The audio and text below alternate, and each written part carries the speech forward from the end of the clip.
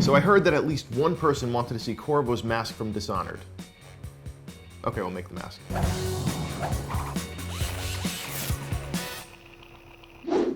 So Dishonored 2 just came out recently, and while I haven't played it yet, I had a really good time playing the first one. And now today, we both get to play Piero as we make the mask.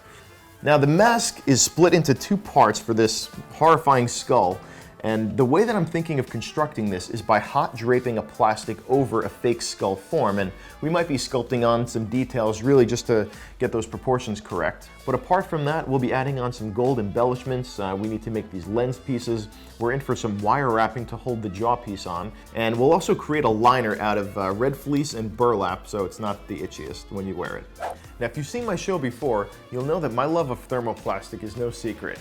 And one of the great things a thermoplastic can do is heat up and drape over a form to capture all of the details underneath. So I've got this resin skull that I got online for $12, which is really cool. And we're gonna use this to make all of the skeletal features of this mask. But to make it more accurate to Corvo's mask, I'm gonna need to build up some of the area around the brow line and the cheek area and smooth out some of the mouth to really get those skeletal features all correct. Now to do that, I've got some epoxy sculpt right here, so we'll start adding it on here, we'll see how it looks, and then we can do our drape.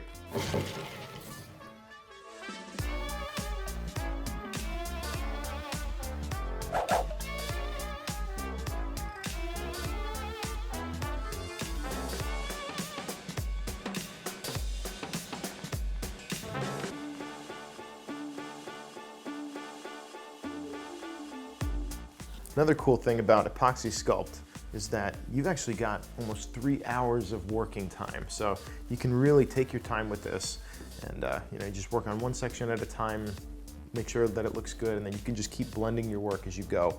And having a cup of water nearby, you just wet your finger and then that'll really smooth this out so nicely.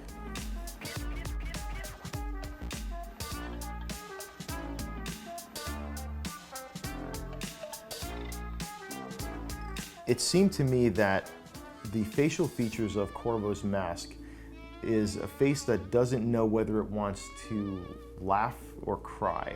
Something kind of bordering a little creepy in that way. So play around with it, see what you like best, but I think I'm gonna go for something just in between.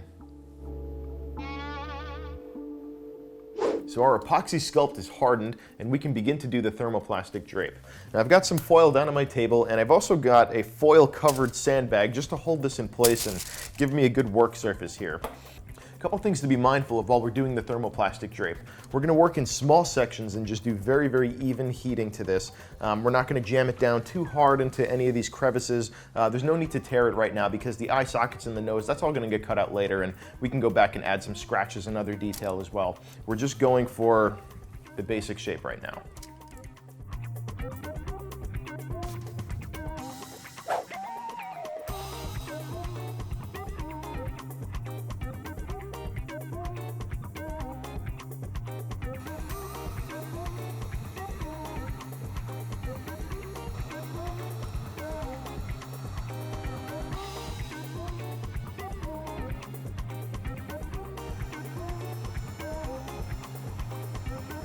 And we're probably going to cut this skull about here. I don't think it goes up any higher than that, so a lot of this excess we won't worry about.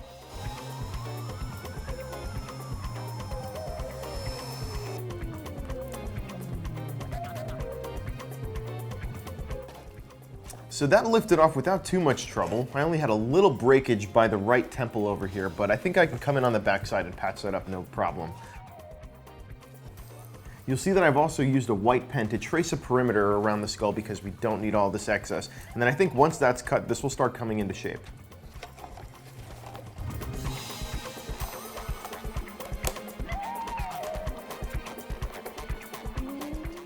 Okay, I think we're shaping up pretty nicely, but let's see what we can do about that jaw. Now, I've got some tracing paper here, and I've sketched out the jaw on both sides, and they are different. One's a little bit more angular, and one is a little more free-flowing, organic looking. So I sketched those out along with some of the side detail pieces that look like gears or pieces of clockwork. So I can transfer these all onto thermoplastic, and we can start bending things up by hand and see how they look. Okay, so this all looks a little strange, but these will become the jaw pieces on either side of the mouth. These things become the sextant-looking piece that goes up near the temple. We got a stack of 4 of these linkage arms those will go on each side. These guys, I have no idea what these are, but we're gonna heat it all up. We'll smash these together, bend it up by hand, and we'll make a mask.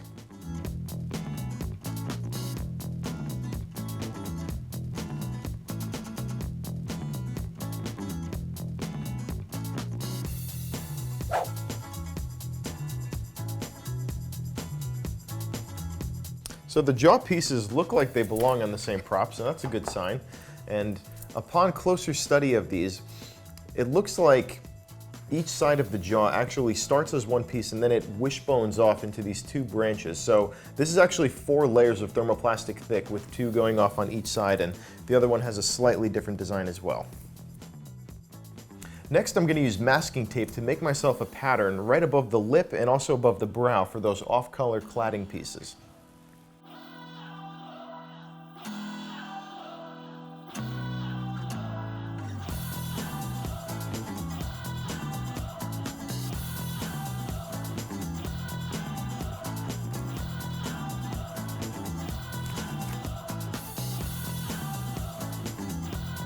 All right, so these shapes I just cut out of the thermoplastic, and now I can do a cool thing of heat them up just a little bit and hold them up to the mask. And all we're trying to do now is pick up the shape. We're not actually trying to adhere it because I'd like to paint these a different color, and if it doesn't stick to the mask, then I don't have to mask off the painting later. I can just glue it back on. Just gotta make sure we've got the right shape, press it right in, and take it off. And we're gonna let that cool and do the same thing with this guy. There's a very particular horn sound that they play in Dishonored. Nope. Attention, Dunwall. We're now making the weird coin piece.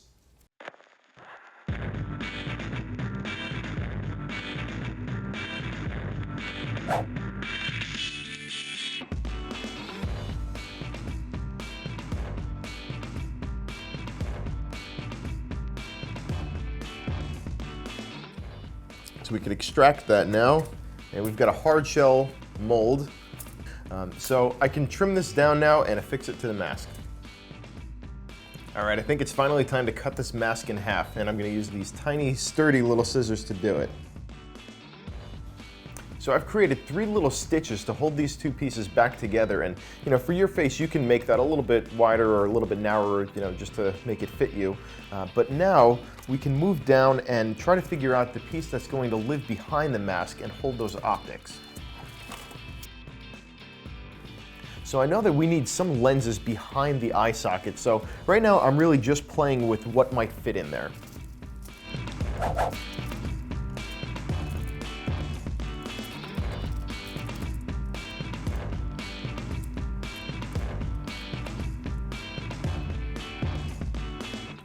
While that glue is drying, something else we can do is figure out where to drill the mask to allow for the wire stitching to come through.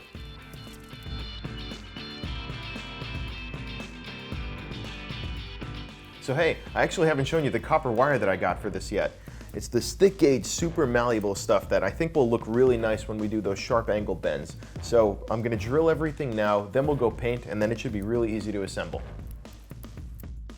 I'm using a sharp scribing tool to dig into some of these holes because you don't want the bit to walk when you go to drill. So we're going to use gunmetal for the mask and the jaw, some darker silver for the cladding pieces that go on the outside. All of these bits are going to get painted gold, but first we're going to prime.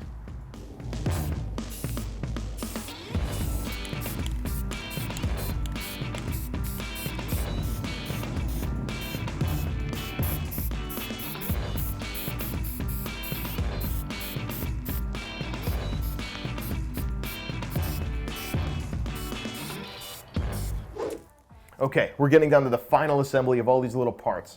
Now for the gold optical pieces that go behind the mask, I've got some blue lighting gel, so I can put these on the lenses to make them look more lensy.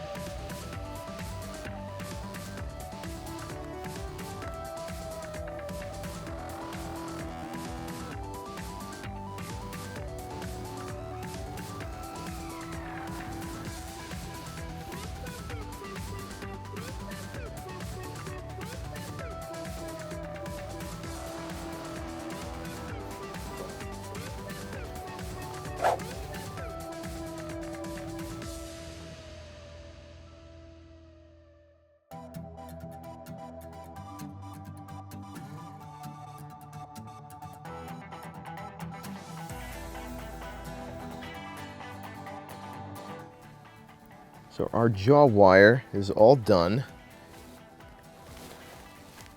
That's weird. How did I even get here? Who built this set? Now once all those gears and brackets and things are attached nicely, we can do the fabric layer on the inside of the mask. Now for that, I've got a layer of burlap and also a layer of red fleece. We're gonna stuff the fleece layer inside because we want a good perimeter cut for the top of the mask, but then we also want to leave enough material so that it creates a bit of a neck cowl at the bottom. So leave yourself some extra to extend, and then we'll just trace around the edge.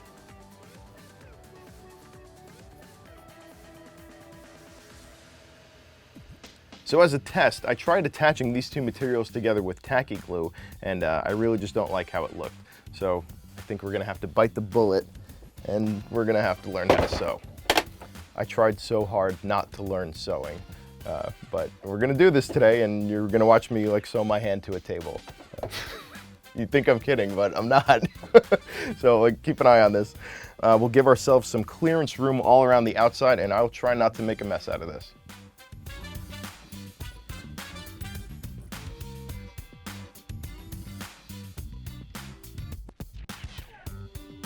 So we're plugged in.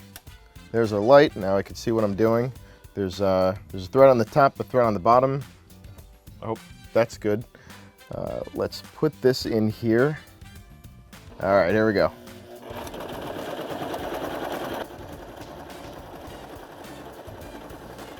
The idea is we're gonna go all around the perimeter of this and leave ourselves a good couple inches separation so that I can then pull it inside out.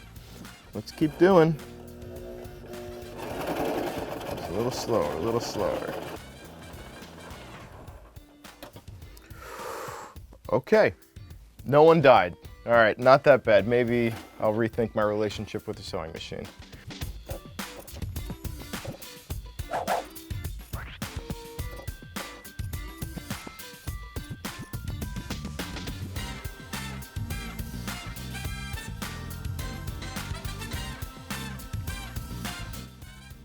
Now, I already determined that my head is just too big to wear this mask, so it'll be a display piece for me, but let's get these eyes cut out just the same. Now, very carefully, we can glue in the perimeter of the fabric. As part of our finishing touches, I'm just gonna dry brush a little bit of silver onto some of the high points to really make that pop. You can see how much I rubbed off on the paintbrush. Like, there's almost no paint on the brush. We're going for just really minimal coverage, but I'll make a difference. So there is your very own Corvo mask. Now, there were a lot of parts to this build, but it really shows the importance of planning ahead. If you can see this in your mind's eye and tumble it around in your head, really look at it from all angles and think about how you're gonna do it, your hands will already know what to do before you get started. Now, if you've got any questions about this build, or if you have suggestions of what we should make next time, send an email to DIYPropShop@break.com or leave us a comment below.